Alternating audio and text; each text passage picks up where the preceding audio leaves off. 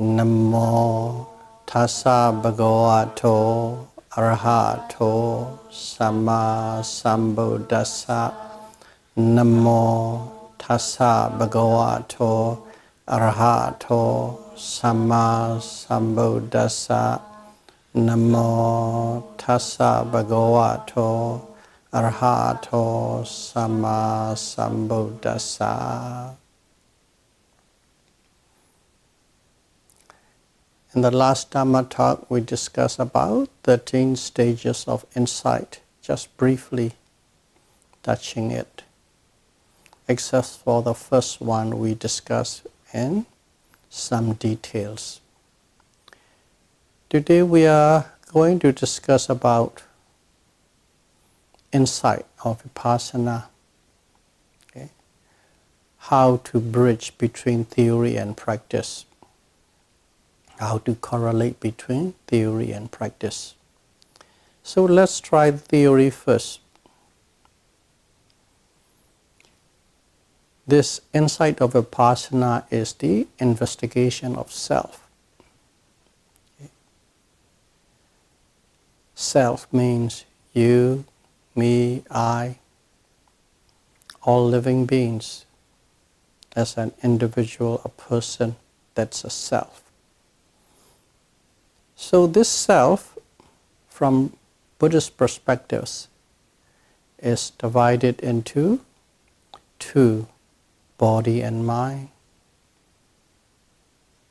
Body and mind, or you can call the body as a physical phenomenon, and the mind is the mental phenomenon, physical and mental phenomenon.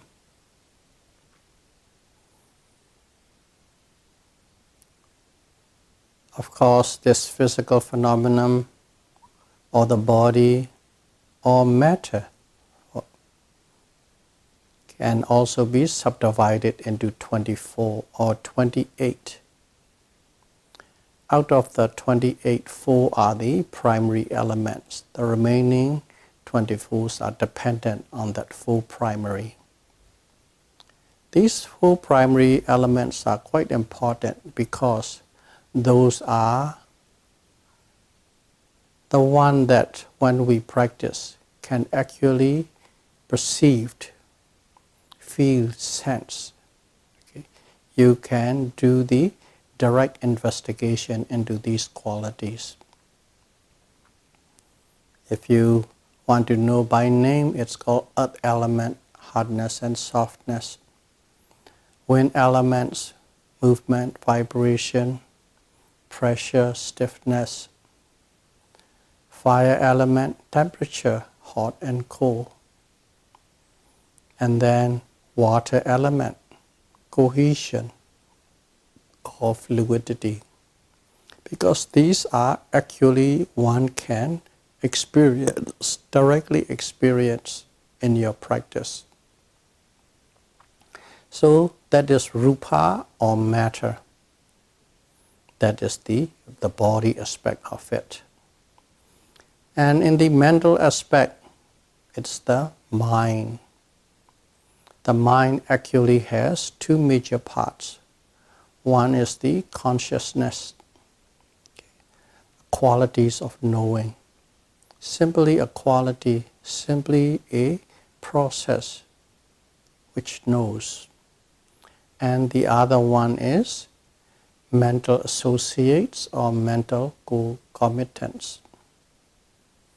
Just for the sake of communication, all these emotional factors, they are grouped under that, and plus more. These 2, consciousness and mental associates, are called mind. And this consciousness and mental associates, for practical purpose, again divided into 5. 4. First is feeling, vedana, okay. Aggregates of feeling. Second is aggregates of perception, sanya. And the third is aggregates of mental formations, sankhara, and then aggregates of consciousness, vijnana, 4 of them. Because feeling and sensations you can actually, directly experience in your meditation. This perception too, the perception means how to recognize, how to remember an object that one had already experienced before. Okay. The marks and qualities of a certain thing or a certain object, that how you can recognize by. It's quite important, because when you are applying mindfulness, that becomes very useful. Another one is mental formation. Mental formations are altogether 50. They are all sort of emotional feelings, plus many other modes, both good and bad. And the last 4th one is consciousness itself, pure consciousness without any other thing, simply a quality or a phenomenon of knowing. These 4. They are divided into these 4 in the mental phenomenon, and one is the physical phenomenon. Altogether, 1 physical and 4 mental. They are known as 5 aggregates. So in a way, one is investigating about self, which means you are investigating about mind and matter. Or you are investigating about these 5 aggregates, okay? Both physical and mental. And this investigation is called insight. Okay. And what are we investigating? We are investigating of all physical phenomena and all mental phenomena. First of all, to know them, to identify them, to experience them, you have to come to experience or perceive directly their specific characteristics. Each one of them has their own specific characteristics. As an example,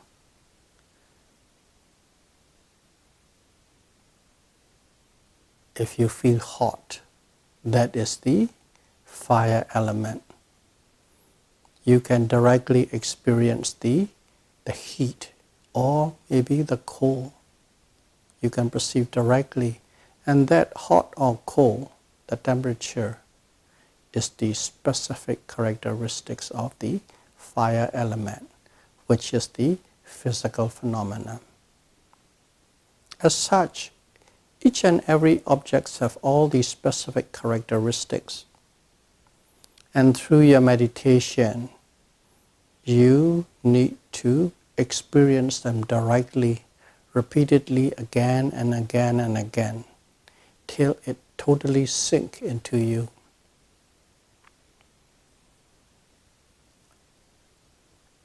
And after you have multitudes of experience of these specific characteristics of the mind and matter, you come to understand they are common characteristics or general characteristics of this mind and matter. Common or general characteristics. It is totally different from the first one. The first specific characteristic is unique to each and every one of them. This second one, general or common characteristic, it is pervasive to all things, whether it is physical or whether it is mental. Nothing, with no exception in this conditioned world, these characteristics are present. And they are, one is called anicca, impermanence, states of constant change or a state of flux. And second one is dukkha. It is unsatisfactoriness or suffering. And the third one is anatta. Anatta is non-self, okay? Uncontrollability, okay? Presence, there is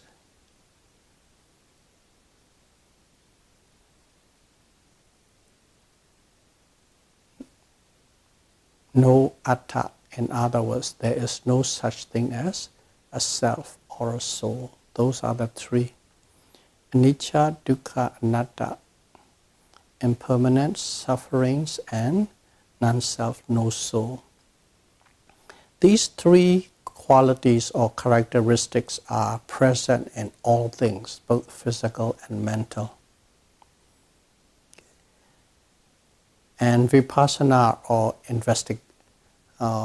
insight is the investigation of self or investigation into the specific characteristics and general characteristics of both mind and matter, and revealing its nature through the process of 13 stages of insight, okay, will be uncovered if one practice this Satipatthana, Vipassana, mindfulness, insight meditation properly and correctly. So that is, from the theoretical side, that is how it is presented. And we all know how to practice mindfulness, insight meditation. And when one practices mindfulness, insight meditation, you come to experience or you come to uncover the true nature of this mind and matter.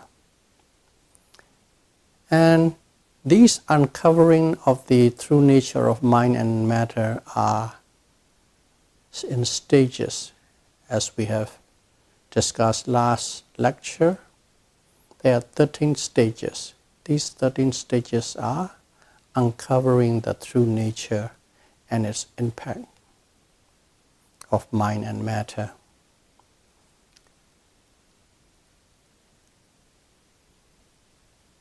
So, for discussion purpose, we need to have a little reminder about the nature or the name, nomenclature of the 13 stages. The first one is discriminative awareness of mind and matter. Second one is causal relationship between mind and matter. And the third one is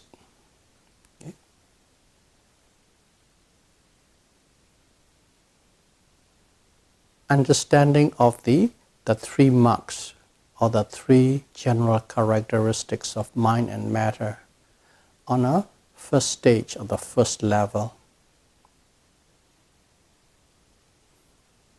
Number 4 is you begin to experience the arising and passing nature of all mind and matter in a moment-to-moment basis. And the fifth one is simply the constant dissolution or constant passing away of the mind and matter. These first 5, 1, 2, 3, 4, 5, which we have enumerated. These are the ones that one come to experience when you are practicing Satipatthana Vipassana, step by step by step. They are the true nature of mind and matter. And when you come to experience these first 5 levels, after the 5 levels, especially the 5th one, constant state of dissolution, whatever you are observing simply dissolved, simply passed away, simply disappear. And there's a flow of objects that you're observing, and they simply disappear one after the other. In other words, there is nothing you can touch. There's nothing you can hold on. Everything that comes across you, in front of you, at this present moment, simply disappear. That has a profound effect on the psyche of the meditator. First and foremost, you have for lack of a better word, let's call it emotional state or emotional impact. First of all, you have the fearful states of fearfulness. That's fear is an emotion. But fear is not that you are scared and run to the corner. It's just that you see this mind and matter. As we all know, that is a self. This mind and matter is simply dissolving, dissolving, dissolving into oblivion. That kind of understanding from direct experience is quite scary. And you become quite fearful of this mind and matter. In other words, to put it in a layman term, you become fearful of yourself, about the nature of self. You become fearful.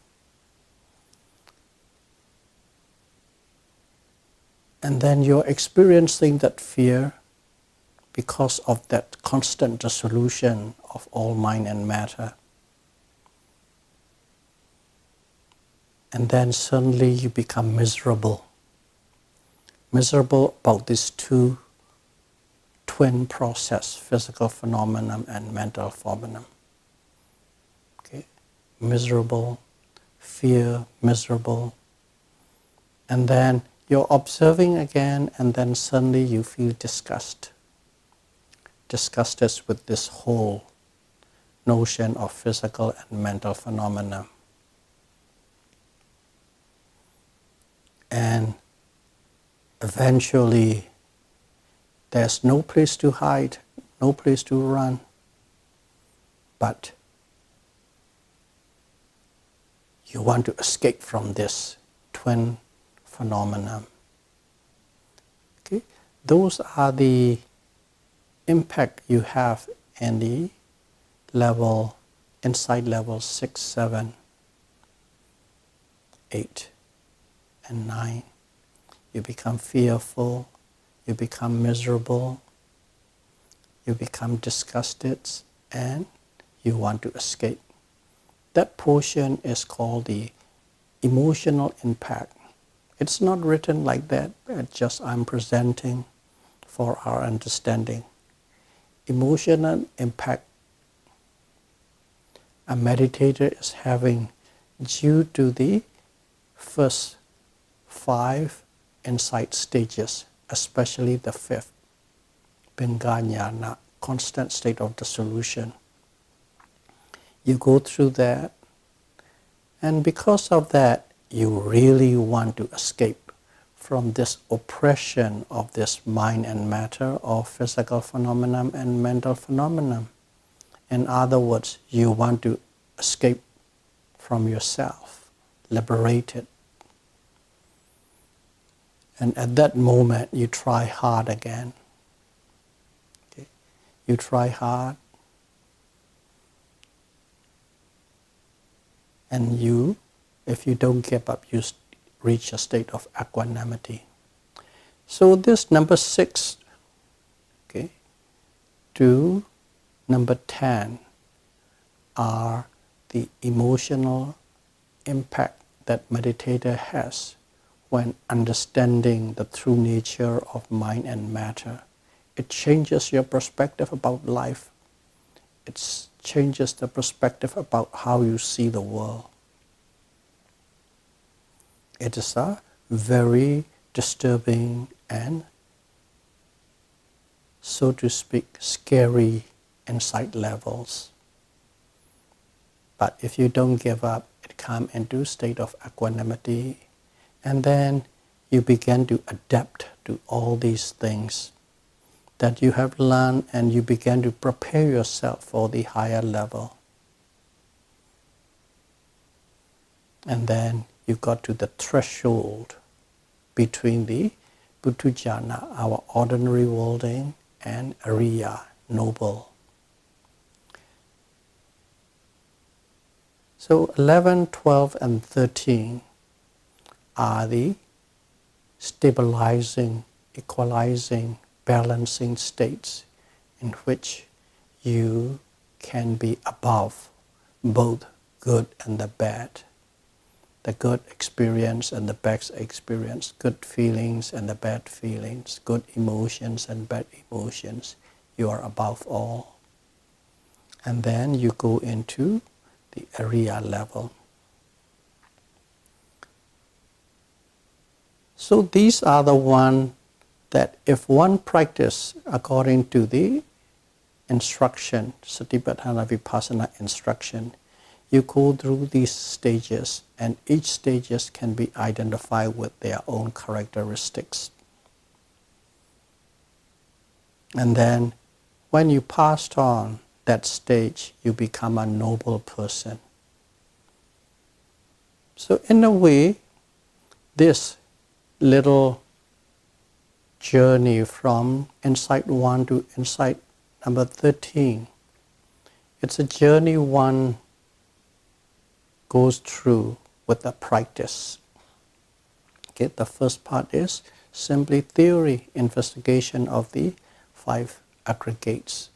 And when you investigate with the mindfulness, insight, meditation, you experience all these things. This is the practical part. In the practical part too, we talk about how to identify these different stages. And eventually you attain the noble lineage. And in here, of course, we practice. But what do we practice? To achieve these, going through these 13 stages, what are we doing? Okay, we are observing mind and matter. We are observing every object, whether it's a physical object or mental object, that is arising at the present moment. Not before, not after. In other words, you are always at the present moment, present, present, present, present. And you do not miss observing any object that is arising.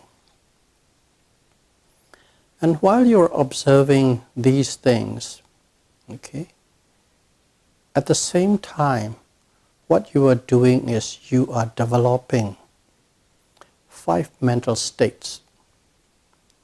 5 mental states.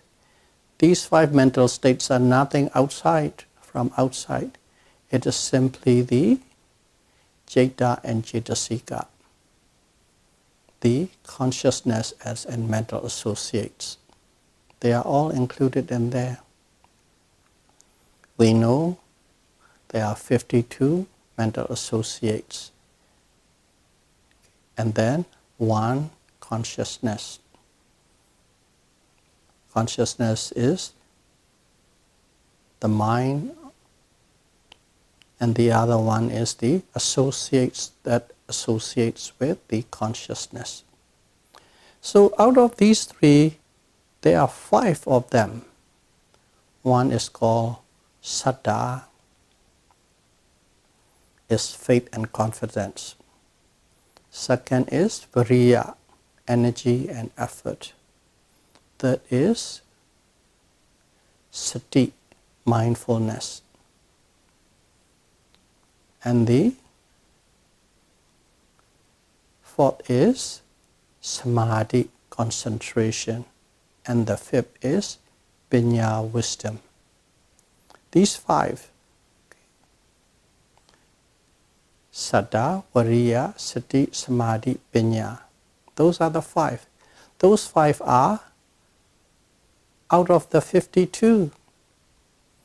There are altogether 52 mental associates, and these 5 belongs to them. But these 5 are mental states that is quite critical, quite important for our practice. That's why Buddha pulled that 5 out and show us those 5. Okay. How does these 5 come to be, and how is it related to our practice? Okay. Now we are more on a practical aspect of it. Let's take the first one, Saddha. Saddha is faith and confidence. Faith and confidence means that we believe in this method, this practice. We believe in the roadmap the Buddha has laid down. In other words, Buddha, first, his roadmap is the Dharma.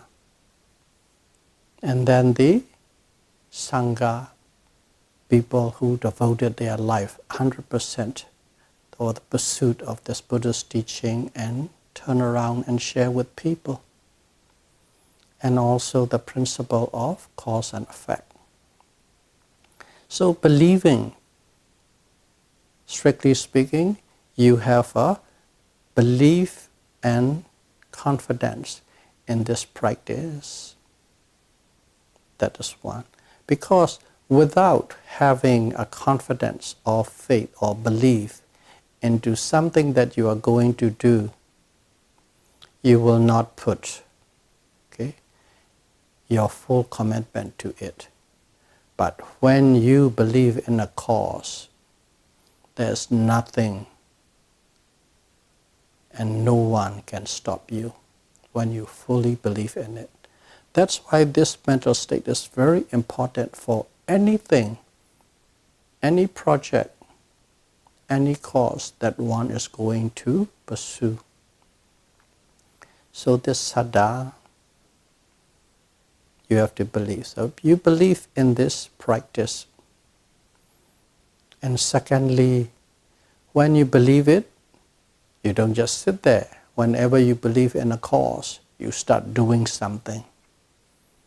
That doing something is you are putting an effort. That effort is viriya. So as soon as you believe in, the effort follows. Of course, what you do is based on the project, based on the cause that you are doing. You put effort. Not ordinary effort, you put great effort because this is something you believe in. This is something that is important to you. Important to your life existence. So you put effort.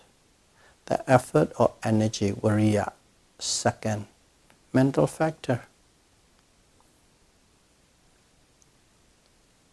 Of course, when we apply effort, you have to do something. You have to do something. Let's say you believe in the climate change and it is destroying the world, and you will be doing things, whatever that could promote that, that could establish that. In the same way, right now the cause is trying to find the true nature of mind and matter. How can we find the true nature of mind and matter? And here is not by theory, not by analyzing, not by dissecting, not by logic. Because this has somewhat bias always there based on the environment and condition that you were brought up. So you have to approach a different way. What? You observe directly without interference from any previous existing knowledge or from your environment. In other words, you come face to face with the object with no preconceived idea or concept or condition. Only then you will know exactly what it is without any bias. And to be able to do that, you need to be mindful. You need to observe intensely and seriously to the object that is arising at the moment. That's mindfulness, sati. So one is applying effort to be mindful, to be face to face with the object that is arising at the moment with no preconceived idea, simply to experience, simply to sense, simply to feel. That's mindfulness. And then when you are observing with such intensity and such closeness, what happens is the mind does not wander away to any other thing anymore. The mind doesn't go to the past. The mind doesn't go to the future. The mind sticks right at the present moment with what? With the object that is arising. The mind is not wandering anymore. The mind is not dispersing anymore. The mind sticks to the object at the present moment. That act created concentration. Another mental factor, concentration.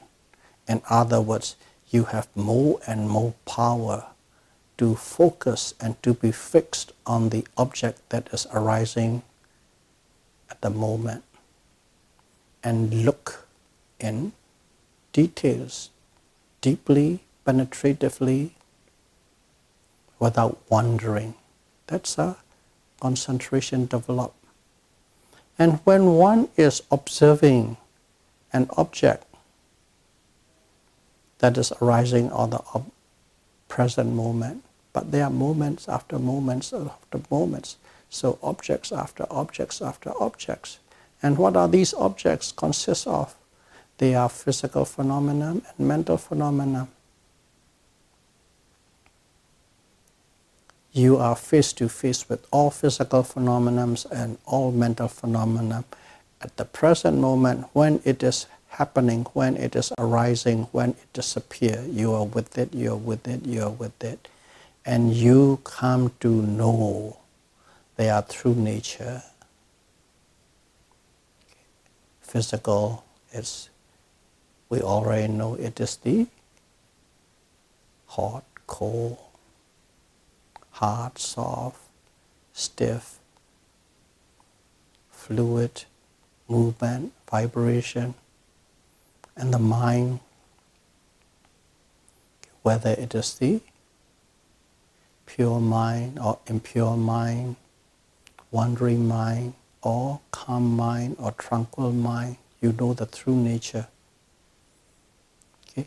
You come to know the specific characteristics of both mind and matter. How?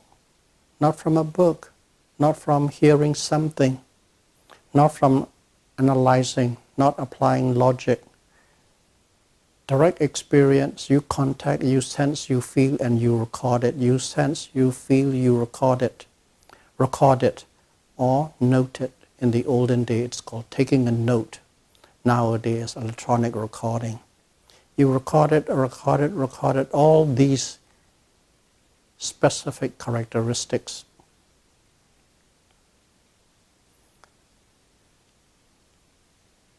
That means you fully understand the true nature of this mind and matter. And that is called pinya, wisdom. You are developing while you are observing with such a objective nature. You come to understand its true nature, and that understanding the true nature is wisdom, pinya. So with these 5 mental characteristics, these 5 are out of that 52. You are investigating everything that is arising at the present moment, and you come to understand. So whenever you are observing an object at the present moment, these 5 mental states are there all the time, and you are doing it repeatedly. You experience, you sense, you feel everything repeatedly, and you are collecting all their specific characteristics. And when you have collected enough data of these, at one point, intuitively you understand their general characteristic, which is everything is in a constant state of change. They are always changing. Nothing is everlasting. Everything is disappearing and passing away. That is one thing you intuitively understand. Without concept, without words, you simply just felt it. They are dissolution. They are passing away nature. You can felt it. When you felt that deeply, that is where you get that fear and misery and disgust. To that level, you have to felt it, feel it.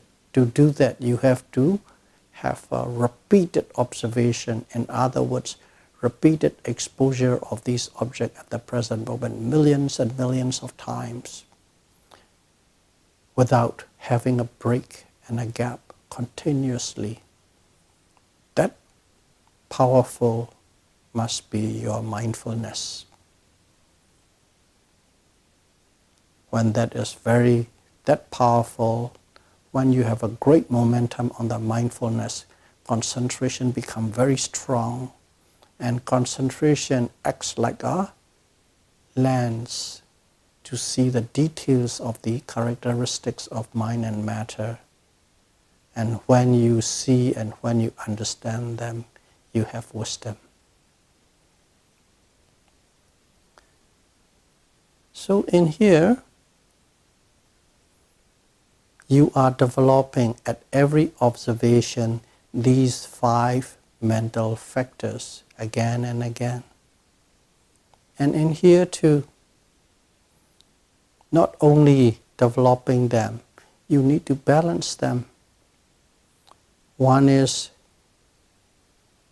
if you have too eager, if you put excessive effort, you'll become restless and you can't reach that wisdom. But if you are too concentrated, your concentration is too much, then calms come in, stillness come in, and your observation become weak, which means your effort become less. That's why concentration and effort must be in a state of balance. And also faith, believing. If you believe blindly, you have an excessive faith. And then you become gullible by what you've been told. And at the same time, if you are too analytical, figuring out everything, that means you are in excess of wisdom. Your intellectual prowess took over, and you come to a state of You are too clever for your own good. That's why this faith and wisdom has to be balanced. And to keep those two pairs in balance, you must have a constant and continuous mindfulness. Mindfulness is the balancing act. Give them all. Only then one will have this perfectly balanced, tuned 5 controlling mental faculties. That's what they are called. And that is the actual practical part. Okay? And when you do that, when you can develop that 5 controlling mental faculties again and again on every observation, these 13 stages of insight will arise one after the other. But you need that perfectly balanced, tuned, repeated, unbroken mental development of these 5 mental states. And when you have this 13 stages of insight, that means you come to know the true nature of mind and matter. And when you come to know the true nature of mind and matter, in other words, you know what self is. So in here, the fundamental aspect is the development. Okay, development or multiplication of these 5 controlling mental factors at every moment of observation. And in here, to truly succeed, there are 4 kinds of mental states. Again, they are part of this 52. The Buddha set out these 4 kinds of mental states. If a yogi has one of the 4 as a supreme, one will get to the end of the road. And the first one is called chanda, noble desire. Noble desire is a desire to be liberated from this oppression of physical and mental phenomena. Desire. If you have the great desire to be liberated from this oppression of mind and matter, you will succeed. But that must be in the forefront. To have the desire, of course, you must have faith and confidence. With faith and confidence, this chanda, noble desire, automatically comes. So, some people use that desire as the flagship. There are some people, they are very industrious and hardworking people. And for those people, they don't give up, they don't surrender, they don't reduce their amount of effort that they apply to anything that they do. So for those people, this effort or viriya become the flagship. And those people will succeed.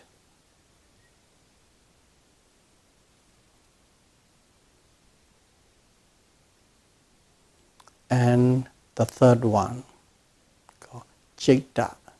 Citta is basically, it's a strong and firm mind, determination. Some people, whenever they set out to do something, okay, nobody can sway once they have decided this is what I'm going to do. Nobody can sway, nobody can push out of that path. That's called determination. And some people have that kind of very strong and firm mind.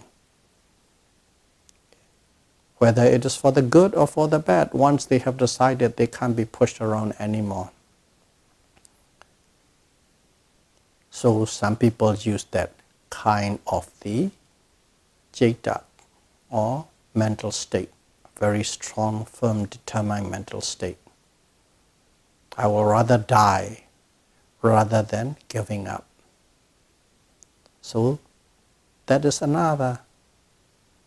And the fourth one is called Vipassana. In other words, it is actually Pinya. Some people are very sharp, smart, can see through things. Some people has to do to understand. Some people has to actually look and think and they understand. They have a very sharp, smart intelligence. In other words, their IQ quotas are very high. That for those people, they use that as a flagship. So there are 4 kinds of mental state: Chanda, Viriya, Citta, and Pinya. Noble desire, effort, strong and firm mind, and wisdom. One or the other, whichever you are strong at, use it as a flagship and develop that 5 controlling mental factors. If you can really develop and balance them, you will come across or progress through the 13 stages of insight. And if you have gone through that, that means you come to know the true nature of this mind and matter. That means you understand what self is. Self is not an I, or you, or we, or id, or a person, or an individual, a self, or a soul. It's simply the ever-changing physical phenomenon and mental phenomenon. Not theoretically, not conceptually, but that understanding is, so to speak, in every cell of your blood, in every cell of your body. You are it and it is you. At that moment, you are liberated from this oppression of the physical and mental phenomena. So, may all of you be able to practice Satipatthana Vipassana meditation, put the practice into a good use, go through the stages of 13 stages of insight, and may you be able to understand the true nature of yourself, experientially, directly, and intuitively, as soon as possible. Sadhu, sadhu, sadhu. Buddham pujami. Dhammam pujami. Sangham pujami.